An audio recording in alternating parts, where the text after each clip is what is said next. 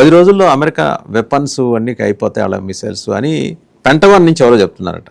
దానికోసం ఆయన ఈరోజు శుక్రవారం కదా ఈ వెపన్ డీలర్స్ తోటి మీట్ అవుతున్నాడు. బట్ ఆఫ్ రికార్డ్ మీటింగ్ ఇది అఫీషియల్గా. అమెరికా కావాలంటే తయారు చేసుకోవచ్చు, ప్రాబ్లం లేదు. 10 రోజుల్లో యూరోప్ దగ్గర తీసుకుంటారు వాళ్ళు. యూరోప్ ఏం వాడట్లేదు. యూరోప్ దగ్గర మస్తు పడిన ఆయుధాలు నేటో దగ్గర ఉంది. నేటో ఫోర్సెస్ దగ్గర ఉన్న ఆయుధాలు compatible with US forces. Okay. So అది చాలా మటుకు యుఎస్ ఇచ్చినే ఉంటుంది. అది కాకుండా యూకే వైపు నుంచో, ఫ్రాన్స్ వైపు నుంచో, జర్మనీ వైపు నుంచో మిసైల్స్ తీసుకోవచ్చు. పెద్ద ప్రాబ్లం ఏం లేదు. ఇజ్రాయెల్ మిసైల్స్ ఎవరు మిసైల్స్ వాడుతున్నారు? ఇజ్రాయెల్ కూడా తయారు చేసుకుంటున్నారు వాళ్ళ మిసైల్స్. కొంత వాళ్ళు అమెరికా దగ్గర తీసుకుంటారు, కానీ 80% వాళ్ళే తయారు చేసుకుంటున్నారు. సో వాళ్ళ దగ్గర తీసుకోవచ్చు. కానీ ఇజ్రాయెల్ చాలా మటుకు యూజ్ చేసేసారు వాళ్ళు. ఆల్మోస్ట్ 5,000 బాంబ్స్ యూజ్ చేశారు వాళ్ళు ఈ లాస్ట్ 3 రోజుల్లో 4 రోజుల్లో. ఇజ్రాయెల్ దగ్గర స్టాక్స్ కొంచెం తక్కువ ఉంది, కానీ అది పెద్ద ప్రాబ్లం కాదు ప్రొడ్యూస్ చేయడం అనేది. అది ఓవర్ నైట్ పెట్టేసి మీరు అయిపోతుంది. అది బహుశా ఇప్పుడు మొదలు పెట్టేసి ఉంటారు.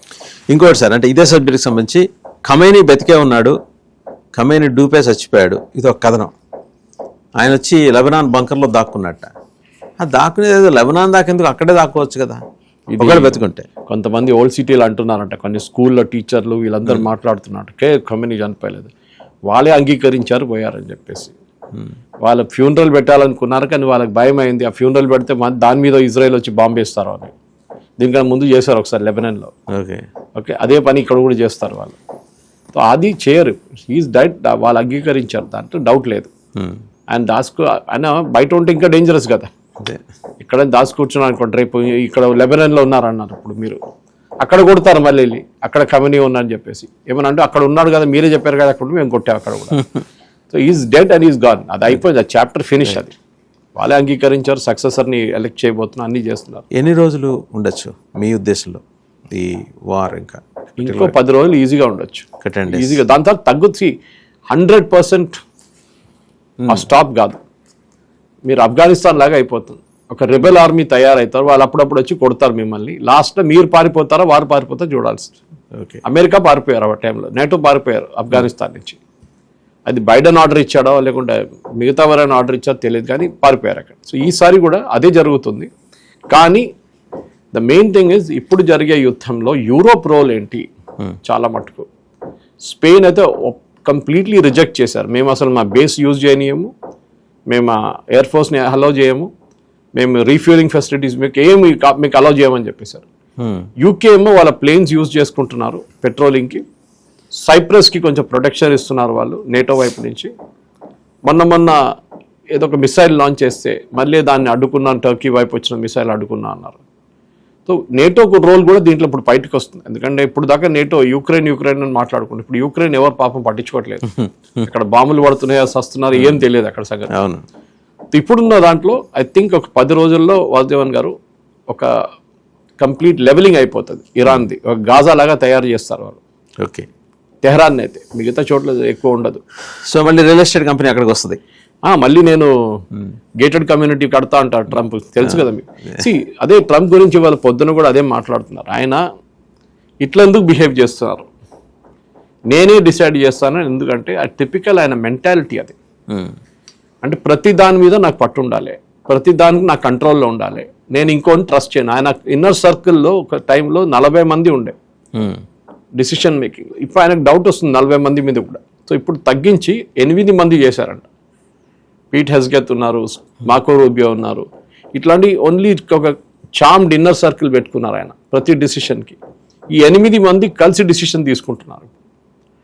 ఇక్కడే తప్పులు కూడా జరగవచ్చు వాసుదేవన్ గారు. అవును, ఇంతమంది వంటగాళ్ళు ఒక దగ్గర. ఎందుకంటే మీరు ఇన్పుట్స్ తీసుకుంటలేరు ఫీల్డ్ నుంచి. సెంట్కాన్ కమాండర్ ఉన్నారులే, ఆయన అక్కడే కూర్చున్నాడు టాంపాలో, ఫ్లోరిడా. యూ కెన్ ఈజీలీ మీరు టచ్ కావచ్చు ఆయనతో. కానీ మీరు గ్రౌండ్ లెవెల్లో ఉన్న ట్రూప్స్ని ఎన్ని రోజులు టచ్ చేస్తారు మీరు? ఇరాన్ ఇప్పుడు ఏమంటున్నా, ఇరాన్ దగ్గర ఉన్న షిప్స్ మీరు డిస్ట్రాయ్ చేశారు, కరెక్ట్. స్ట్రెయిట్ ఆఫ్ హార్ముజ్ వాళ్ళు బంద్ చేశారు.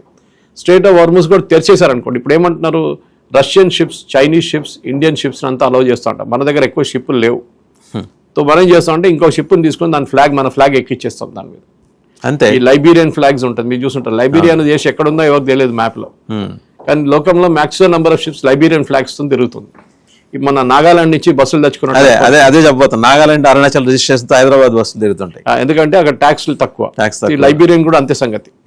లైబ్రరీ ఎక్కడ నేను చెప్పాను, లైబీరియా అంటే నేను కూడా అది అక్కడ ఆఫ్రికాలో ఉందని తెలుసు, కానీ ఎక్కడ ఉంది తెలియదు. కానీ maximum number ships Liberian flags మీద తెలుగుతాం. సో రేపు బహుశా లైసెన్స్ ఫీస్ తక్కువ. ఇంకోటి ఇంపార్టెంట్ ఇన్ఫర్మేషన్ నిన్న రాత్రి వచ్చిందంటే అమెరికా ఒఫీషియలీ భారతదేశానికి రష్యా దగ్గర నుంచి నెక్స్ట్ 30 రోజులు మీరు ఎంత కావాలంటే కొనుక్కోమని చెప్పారు. దాన్ని ఎక్స్టెండ్ చేస్తారు ఆబ్వియస్లీ. ఇప్పుడు ఆయిల్ అదే నేను మొన్న ఇదే చెప్పాను, నేను ట్వీట్ చేశాను, మీకు గుర్తుంటుంది, ఈ వార్ మొదలైన ఫస్ట్ డే ట్వీట్ చేశాను, ట్రంప్ మన మీద ఇంకొక 20% పెడతారు, ఎందుకంటే మీరు ఇప్పుడు ఆయిల్ కొనుక్కోకపోతే రష్యా దగ్గర నుంచి మీ మీద 25% పెడతాడు. అదే టైంలో ఇండియాకి LNG ప్రాబ్లం ఉంది. మన వాళ్ళు కన్ఫ్యూజ్ అయిపోతుంది. ఐ థింక్ ఇక్కడున్న ప్రేక్షకులు చెప్పాల్సింది, రెండు వేరు సార్. LNG వేరు, LPG వేరు.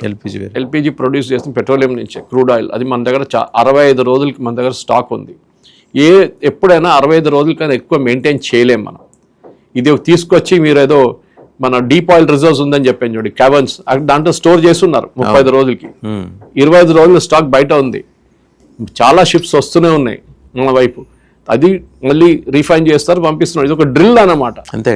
మీరు పెట్రోల్ బంక్ వెళ్ళి ఫుల్ ట్యాంక్ వేసుకోక్కర్లేదు, మీరు సిలిండర్ కొట్టుకొని ఇంట్లో పెట్టుకోనక్కర్లేదు. That is more than enough. ఎందుకు సార్ ఇక్కడ కూడా చూస్తున్నాను, భారతదేశంలో మన దేశంలో చాలా చోట్ల పరుగులు తీస్తున్నారు పెట్రోల్ బంకులకి. అది చూస్తున్నా, అక్కర్లేదు. అది రాహుల్ గాంధీ నిన్న మొదలు పెట్టాడు. అది రాహుల్ గాంధీ చేశాడు ఈ పని అంతా. ఏంటి మీరు పెట్రోల్ లేదు, మన దేశం దగ్గర కావాల్సినంత మన దగ్గర ఉంది. రష్యా దగ్గర తెప్పించుకుంటున్నాం. నిన్న రాత్రి 2 అన్ఫ్లాగ్డ్ వెసల్స్ కి మనం మన ఫ్లాగ్ పెట్టేసి తెచ్చుకుంటున్నాం. ఆయన అలాగే రష్యా రిప్రజెంటేటివ్ కూడా రాత్రి మాట్లాడారు కదా, మేము ఉన్నాం, మీకు కావాలంటే మేము పంపిస్తామని. పంపించేశారు కూడా. 2 పెద్ద షిప్స్, 2 పెద్ద కంటైనర్ కార్గో షిప్స్ నిన్న వచ్చేసినాయి. ఇట్స్ ఆల్రెడీ రీచ్డ్ ఇండియన్ షోర్స్ అంట. ఇంకో 2 రోజుల్లో కాండ్లాకో లేకుంటే మ్యాంగ్లూర్కో జామ్నగర్కి వచ్చేస్తుంది అది. సో ఇది మనకు ప్రాబ్లం లేదు. సో మన దగ్గర ప్రాబ్లం ఎక్కడ వస్తుందంటే LNG దగ్గర వస్తుంది. ఖతార్ బంద్ చేశారు వాళ్ళ ప్రొడక్షన్, కానీ ఎక్కువ రోజులు ఖతార్ బంద్ చేయరు, ఎందుకంటే వాళ్ళకి తెలుసు ఆల్రెడీ పెట్రోనెట్ కొంచెం ఫోర్స్ మ్యాజోర్ అనే ఒక క్లాజ్ ఉంది. ఆల్రెడీ ఆ క్లాజ్ వాళ్ళు స్టాక్ మార్కెట్కి ఇన్ఫార్మ్ చేశారు, ఖతార్ కూడా ఇన్ఫార్మ్ చేశారు, వాళ్ళ కస్టమర్స్ కూడా చెప్పారు. సో మనం ప్యానిక్ అవసరం లేదు. డొమెస్టిక్ కన్జంప్షన్ మన దగ్గర ఉంది. ఇండస్ట్రియల్ కన్జంప్షన్ ఖతార్ కాకుండా మనం మిగతా ప్లేస్ నుంచి తెచ్చుకోవచ్చు. ఎందుకు వాద్యవన్ గారు మన గయానా దీని దగ్గర నుంచి తెచ్చుకుంటున్నాం ఆయిల్? ఎందుకు ఇంత ప్యానిక్ అయితే నాకు అర్థం కాదు. మన దగ్గర మోర్ దాన్ ఇనఫ్ ఉంది. Okay, it's only question of LNG. LNG మనం ఎట్లా హ్యాండిల్ చేస్తాం అది గవర్నమెంట్ చూసుకుంటారు. ఖతార్ కాకుండా ఇంకో చోటు నుంచి తెచ్చుకుంటారు వాళ్ళు కావాలంటే. It is not a major thing. అది LNG ఇండస్ట్రియల్ యూస్ కోసం. సో అక్కడ వాళ్ళు వాడుకుంటారు. అది వాళ్ళు చూస్తారు ఏం చేయాలని చెప్పేసి. ప్లాంట్ మెయింటెనెన్స్ షట్ డౌన్ చేయాలన్నా ఏమైనా చేయాలో అది చేసుకుంటారు, వాళ్ళ రెగ్యులర్ డ్రిల్ ఇది. కానీ నెక్స్ట్ 15-20 డేస్లో డెఫినెట్గా భారతదేశం కావాల్సినంత ఆయిల్ కొనుక్కుంటారు వాళ్ళు. ఎందుకంటే స్ట్రైట్ ఆఫ్ హార్మోస్ క్లోజ్ కాలేదు టెక్నికల్, ఇప్పుడు కూడా ఓపెనే ఉంది. అది షిప్పులు రావట్లేదు, అంతే భయపడుతున్నారు. ఆల్రెడీ స్టాండర్డ్ అయినవి ట్యాంకర్స్, ఆయిల్ ట్యాంకర్స్ అదన్నీ క్లియర్ చేస్తున్నారు. అంటే వాడు అన్నది ఏంటి, అమెరికా, ఇజ్రాయెల్ వాటి మిత్ర దేశాలే మాత్రం ఆప్తా మిగిలిన పంపించేస్తా అంటాడు. అది ఈవెన్ ఇరాన్ అది కూడా చేయలేరు. ఏదో అక్కడ నిలబడి పోలీసోడు కాదు కదా విజిల్ కొట్టి పంపించడానికి. అక్కడ నిలబడితే ఇజ్రాయెల్ కొట్టేస్తారు వాళ్ళని. సో అమెరికా ఏం చేస్తారంటే వాళ్ళు చిన్న చిన్న షిప్స్ని పెట్టేస్తారు అక్కడ స్ట్రైట్ ఆఫ్ హార్మోస్లో. ఎవడైనా మిసైల్ ఏదైనా కొట్టడానికి ట్రై చేస్తే వాన్ కొడతారు. So within 1 week straight of Hormuz కూడా కంప్లీట్లీ క్లియర్ అయిపోతుంది.